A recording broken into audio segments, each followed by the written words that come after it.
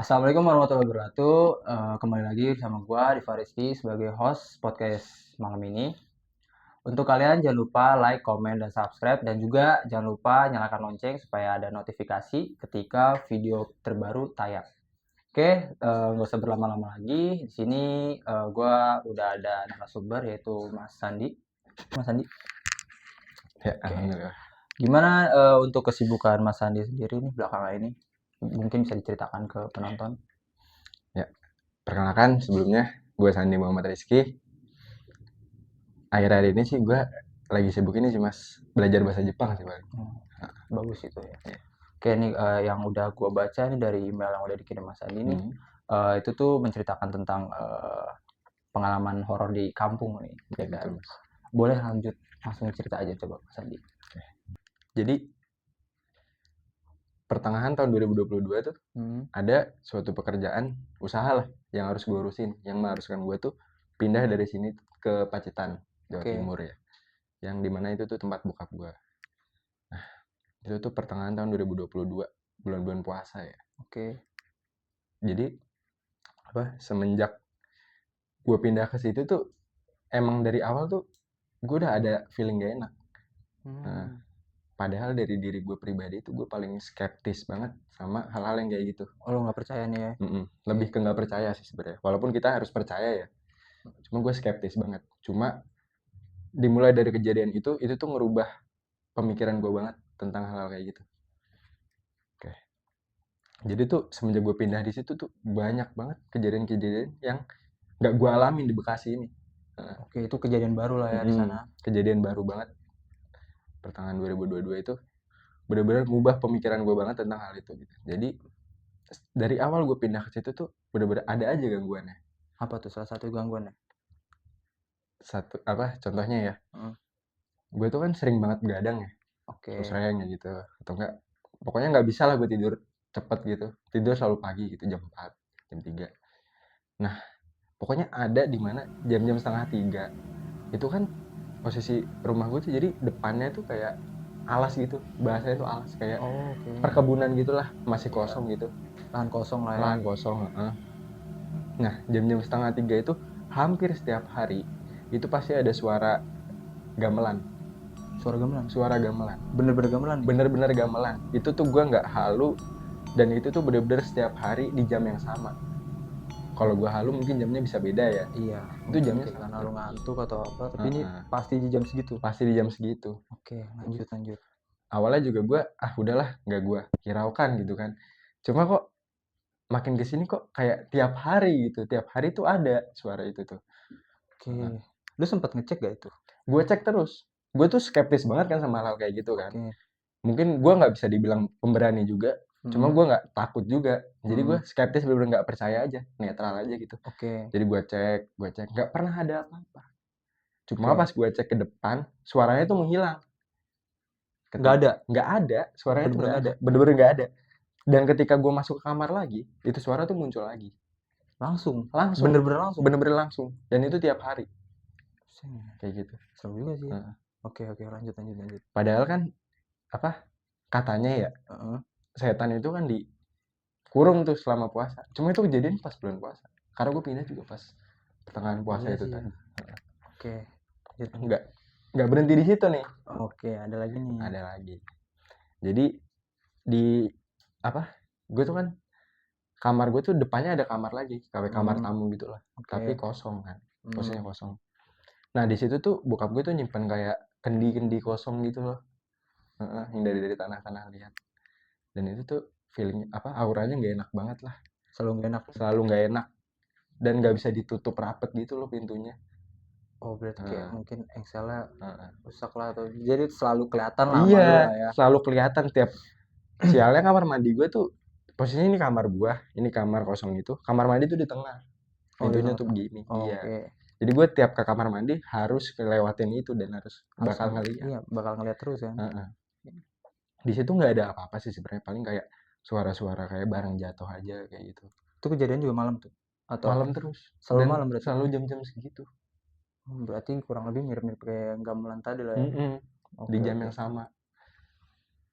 Nggak berhenti di situ, ada lagi. Banyak juga bisnisnya ya, pacitan sih ya. Pacitan. Oke, lanjut. Dan sebelumnya kan gue kayak skeptis, jadi gue cuek aja kan, tapi tuh berulang-ulang terus. Itu ada lagi kejadian. Ini tuh masih sore sebenarnya. Kayak habis-habis isya gitu lah. Kebetulan gue kan sendiri di rumah, maksudnya keluarga tuh lagi masih pada nggak di rumah gitu. Itu tuh posisi gue sendiri. Nah itu tuh habis isya, gue kan di kamar tuh.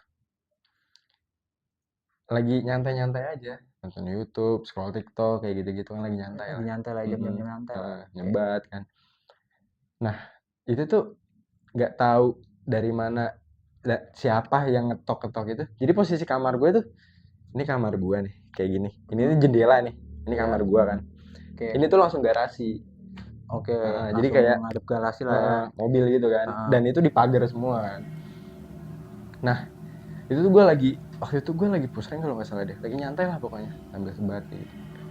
Tiba-tiba nggak tahu dari mana asal usulnya dan siapa yang ngetok, itu jendela yang langsung ke garasi itu ketok, padahal posisinya juga ada mobil dan gak ada space buat orang juga itu buat masuk lah ya. Karena ada garasi juga, mobil padat lah ya. Iya, jadi mobil tuh langsung ngadep jendela gue, dan jendela gue apa nggak bisa kebuka gitu karena keganjel mobil. Iya, karena ada mobil lah kan. Iya, kayak gitu. Itu ada ketukan dan nggak sekali 2 kali kayak gitu tuh, ngulang-ngulang gitu. Awalnya 3 kali kan, tok. Gue kira siapa ya, apa ada tamu apa gimana. Gue ngecek ke depan dong. Gue ngecek ke depan, semua pagar kunci. Terus gue ngecek juga, gue lihat lagi, ini nih space-nya tuh nggak make sense buat orang tuh nyelip gitu loh. Iseng lah ya, buat orang nyelip, buat iseng. Kalau ada tamu mungkin bakal ngetok di pintu apa di jendela bagian atas. Itu tuh bagian bawah gitu loh. Bener bawah jendelanya lah ya. Bawah jendela. Soalnya kan kasur gue kan nggak pakai ranjang kayu gitu, jadi langsung kasur ke lantai gitu kan. Iya. Terus suaranya tuh bener-bener dari bawah gitu, dan nggak make sense buat orang tuh nyelip ke situ. Nah itu pas lu lihat nggak ada. Itu rada gimana juga sih sebenarnya. Dan itu nggak satu kejadian tuh. Berkali-kali kejadian kayak gitu. Dan jamnya tuh di jam-jam sore atau beda-beda? Beda-beda kalau yang ngetokan itu tadi ya. Cuma yang kayak barang jatuh atau suara gamelan itu tuh selalu jam-jam 2:30 lebih lah. Pokoknya dari range jam 2:30 sampai jam 3. Kayak jam keramat gitu loh. Iya. Jam-jam dini hari lah ya. Oke, itu buat yang tadi di jendela yang ketok ya. Ketika lu dengar ketukan, lu refleks gak sih langsung kayak ngeliat ke jendela? Langsung refleks. Gue tuh nggak pernah, maksudnya kayak gue malah ngumpet di selimut kayak gitu, enggak. Karena lu masih ya, pikiran lu masih yang nggak terlalu percaya lah sama hal kayak gitu lah ya. Masih rada-rada skeptis gitu kan gue sama hal kayak gitu kan. Gue selalu ngecek tuh, langsung gue lihat kan. Dan nggak pernah ada apa-apa. Dan itu kedengaran bener-bener jelas. Bener-bener jelas, bener-bener orang ngetok pakai jari lah. Pakai benda padat pokoknya diketok tok dan kaca. Iya. Jadi nyaring banget. Kayak gitu. Oke, lanjut. Nah, itu udah masih gue biarin sih. Gue maksudnya nggak gue ambil serius banget, dan gue nggak cerita ke orang-orang ya, karena gue setiap diceritain hal-hal kayak gitu juga gue selalu nanggepin dengan bercanda gitu. Iya, karena masih kayak ya apa sih itu memang halu gue kali ya. Iya. Gitu. Karena kepercayaan gue sama hal-hal yang kayak gitu tuh masih rada, ya masih skeptis saya lah, masih gue nggak percaya kalau itu tuh mungkin lu halu gitu kan. Soalnya kan orang-orang Indonesia kan tahu sendiri kan, apa-apa nyalain setan gitu. Iya, ada apa-apa nih, wah ini mistis nih, horor nih. Iya. Jadi gue rada gimana juga gitu. Cuma gue udah ngalamin sendiri. Itu nggak berhenti di situ. Jadi itu kan bulan-bulan puasa ya. Nah ada masanya tuh waktu malam takbiran, mengharuskan gue ke tempat nenek gue. Kayak berkunjung lah ke rumah nenek lu nih. Itu tuh masih sama daerah-daerah Pacitan, cuma arah Ponorogo. Dan itu daerah pegunungan gitulah, naik banget jalannya. Berarti emang yang bagian yang nggak terlalu terjangkau kota lah ya, bisa dibilang. Wah bener-bener kacau deh jalanannya. Itu tuh malam takbiran dan mengharuskan gue ke sana. Jadi malamnya itu gue prepare. Emang jalan tuh gue sekitaran habis maghrib lah, gue prepare tuh, baru prepare. Aku nyantai juga kan. Gue prepare jam-jam ya habis maghrib ke isya lah.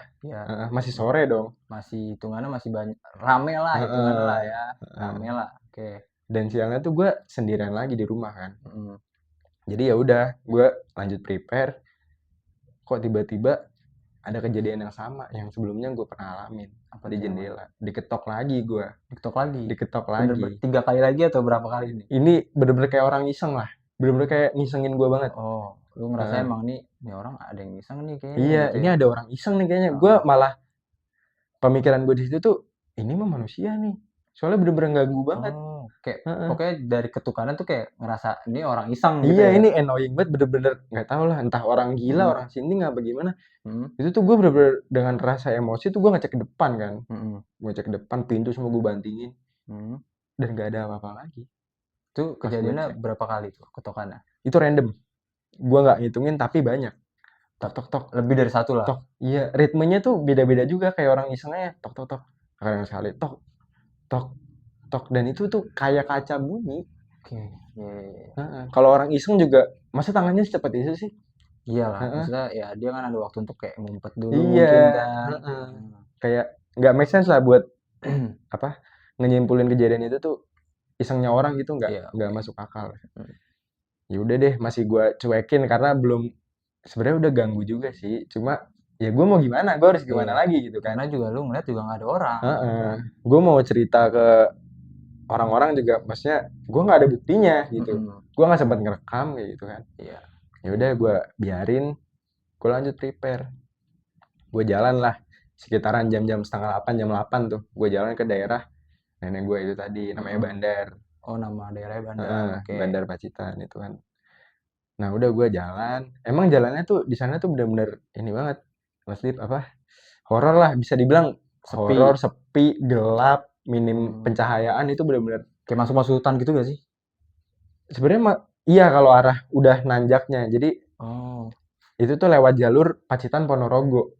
Itu oke. lurusan panjang, lurusan Mmm, panjang. Nah, itu di sepanjang jalan raya besar itu juga minim pencahayaan. Nah, gue harus mhm, naik lagi ke jalan arah bandar itu tadi. Nanjak oke, tuh bener-bener nanjak banget. oke, Heeh. oke. Itu jalannya bener-bener gila banget, nggak ada pencahayaan.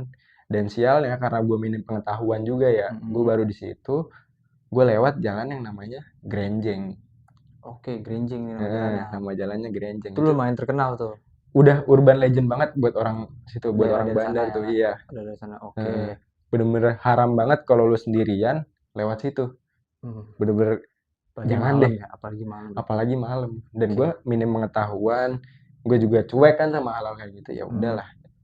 Cuma posisi di situ gue pas lewat tuh gue belum tahu akan cerita itu gitu loh. Lu belum tahu latar belakang dari jalan Mhm. ini nih, Iya, gitu, jadi gue oke. nyantai aja udah. Heeh, Bawa motor kayak nyanyi-nyanyi karena gue kan pakai TWS juga kan. mhm, Apa takut ngantuk. Gue nyanyi aja cuek karena gue ngatasin rasa sepi itu tadi gue mhm. sendirian kan. Ya gue nyanyi-nyanyi aja kayak nggak ada adabnya lah. Iya, oke. Padahal kan kalau lewat jalan kayak gitu ya banyak juga yang bilang tuh aturan tidak tertulis ya Iya, ngelakson minimal, iya, itu minimal permisi. ya, minimal Heeh, banget, oke. iya, itu tuh gue nggak ada yang gue lakuin.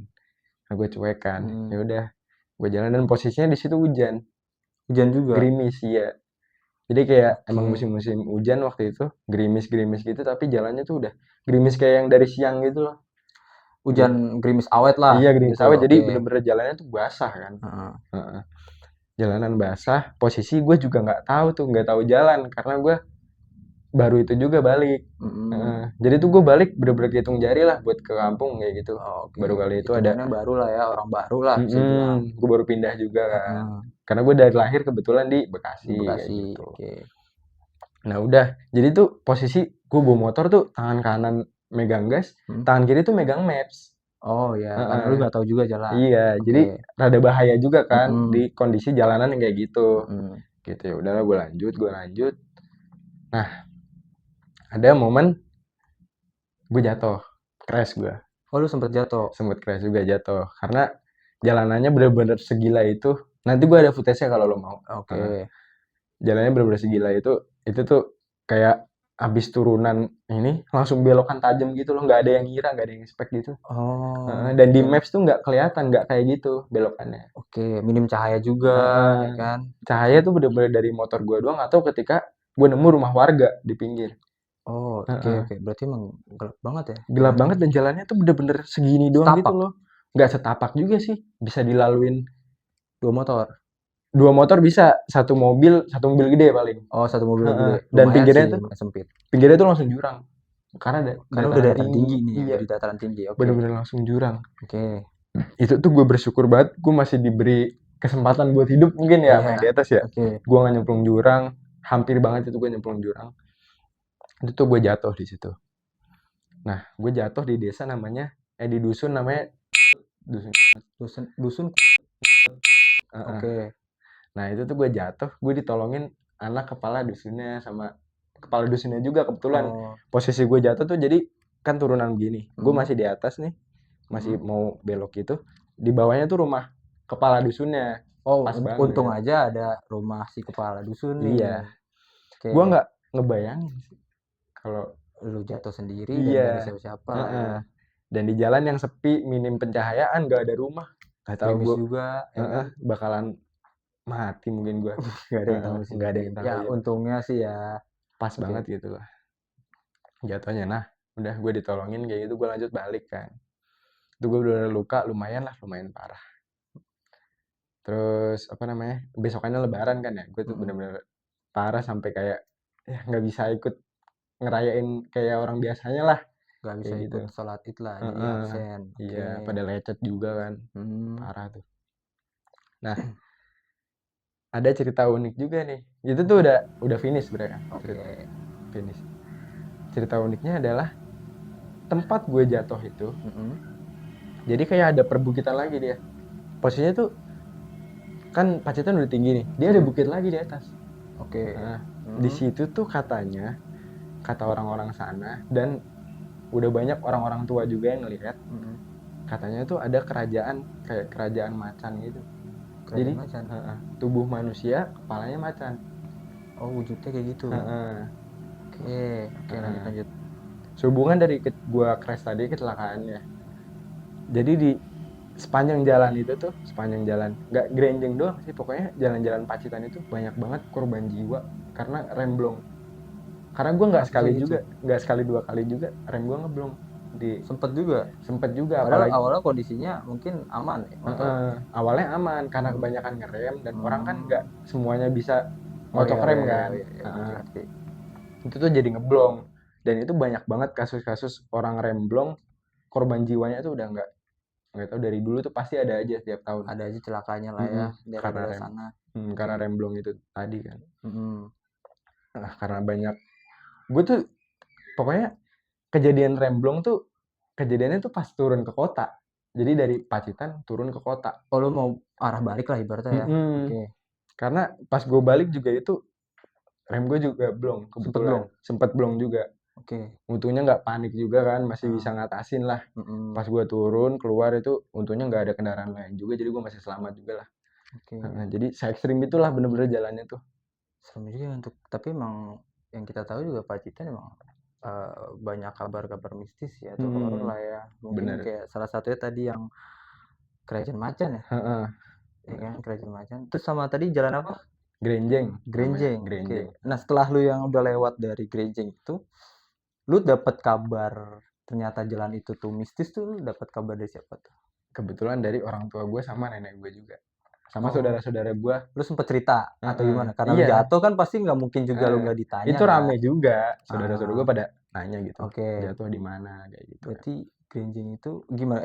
Yang lu tahu nih mengenai Grenjeng tuh gimana? Mungkin kan ya kayak gue sendiri kan gue mungkin pernah juga lewat Pacitan lah ya.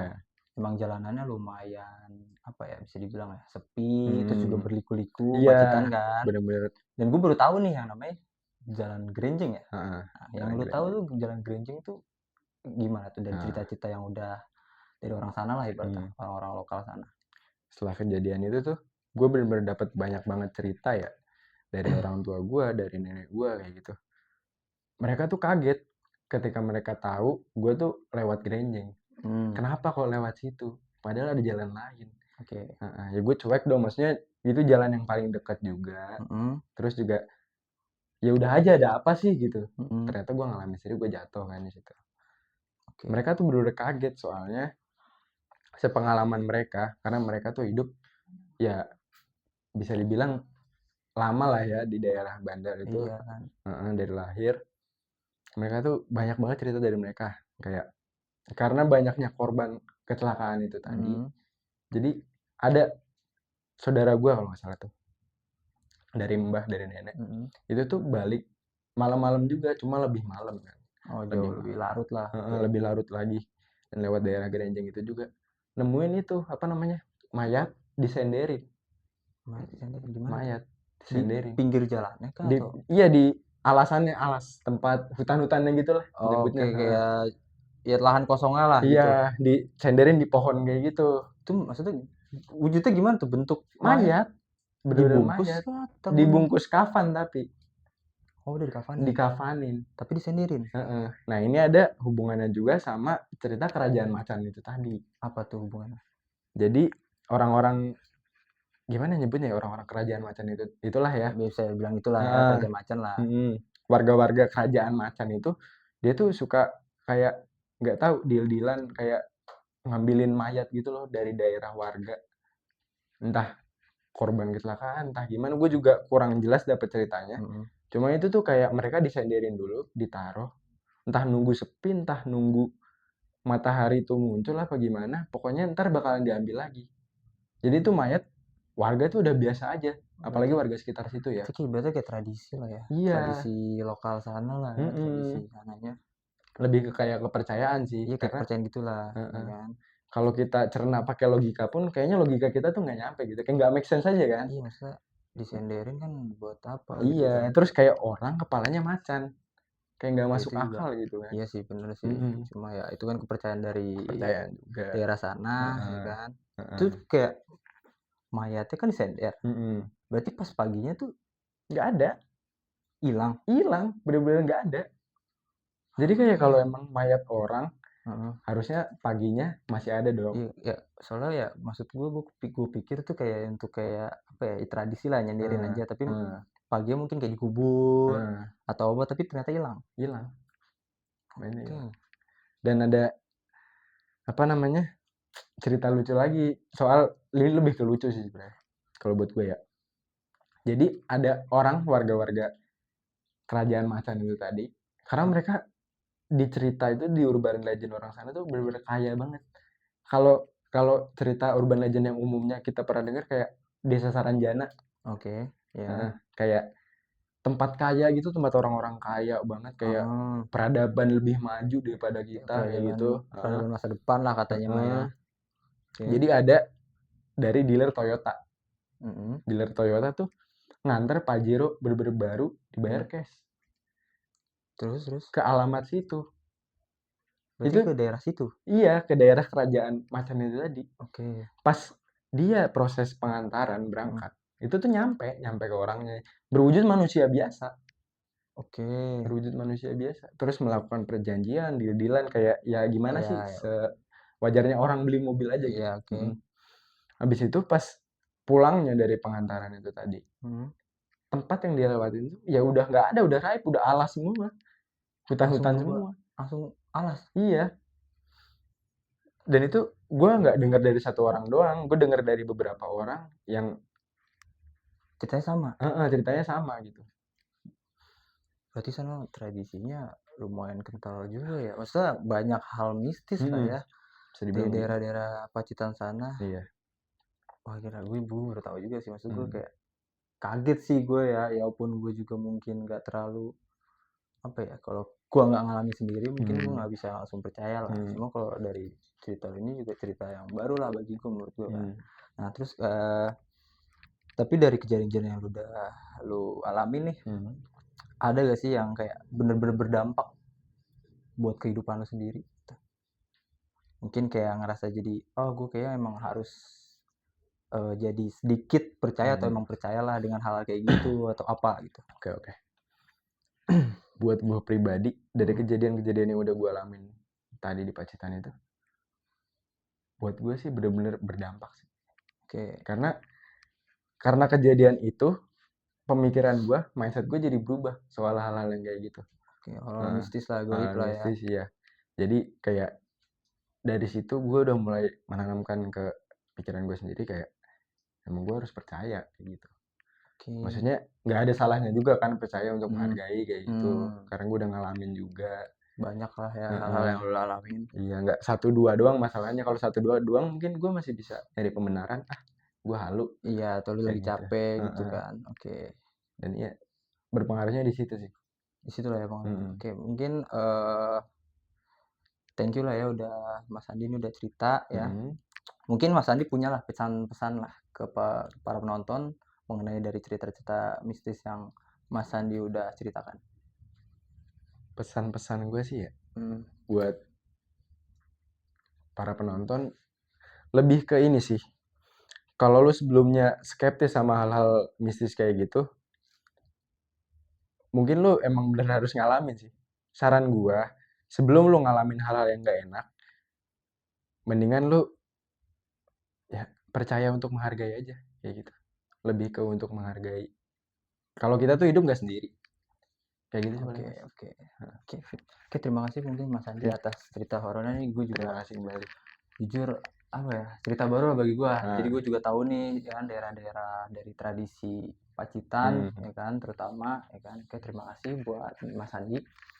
Oke, terima kasih buat kalian para penonton yang udah menonton episode kali ini. Jangan lupa buat kalian subscribe dan juga like dan komen. Jangan lupa juga share ke teman-teman ataupun ke keluarga kalian masing-masing. Dan jangan lupa juga kami juga punya sosial media yang lain yaitu Instagram dan juga TikTok dengan nama malam1suro_27. Dan kalau misalkan kalian nih mau cerita mengenai hal-hal mistis, horor ataupun apapun ya yang mengenai horor seperti Mas Andi barusan, kalian bisa langsung kirim cerita kalian ke email yang ada di deskripsi. Atau kalian juga bisa langsung chat admin yang sudah saya sebutkan tadi. Terima kasih, sampai jumpa di Malam Satu Suro berikut.